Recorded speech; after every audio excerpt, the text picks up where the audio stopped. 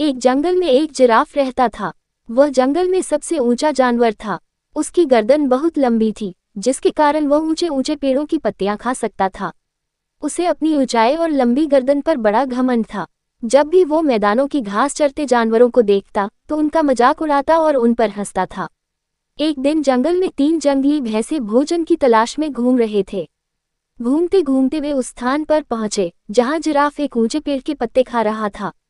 उनका मन भी पेड़ के पत्ते खाने का हुआ, लेकिन उनकी ऊंचाई जिराफ जैसी नहीं थी, न ही उनकी गर्दन लंबी थी। इसलिए वे जिराफ के पास जाकर बोले, जिराफ भाई, थोड़े पत्ते हमें भी दे दो, हम भी जरा इन पत्तों को चख कर देखें। घमंडी जिराफ उन्हें दुत्कारते हुए बोला, तुम्हें पेड़ के पत्ते खाने हैं तो खुद तोड़ लो। मैं तुम्हारा नौकर नहीं हूं जो तुम्हें पेड़ से पत्ते तोड़ तोड़ कर खिलाऊं। तीनों भैंसे जिराफ की बात सुनकर उदास हो गए, लेकिन वे बिना कुछ कहे वहां से चले गए। जिराफ अपनी जीत पर मुस्कुराते हुए फिर से पत्तियां खाने में लग गया। उसे लगा कि उसकी ऊंचाई और लंबी गर्दन से वह बाकी जानवरों से श्रेष्ठ है और यही उसका सबसे बड़ा गुण है। कुछ दिनों बाद जंगल में एक भयानक आंधी आई। तेज हवाओं और बारिश ने पेड़ों को हिलाकर रख दिया। जिराफ जिस पेड़ से पत्ते खा रहा था, उसकी शाखाएं टूटने लगीं।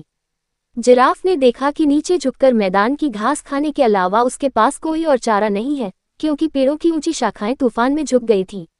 अब जिराफ मैदान में आया, लेकिन उसकी लंबी गर्दन की वजह से वह नीचे की घास को ठीक से खा नहीं पा रहा था। वह परेशान हो गया और भूख से तड़पने लगा। तभी वही 3 भैंसे वहां से गुजरे जो उस दिन जिराफ के मजाक का शिकार बने थे।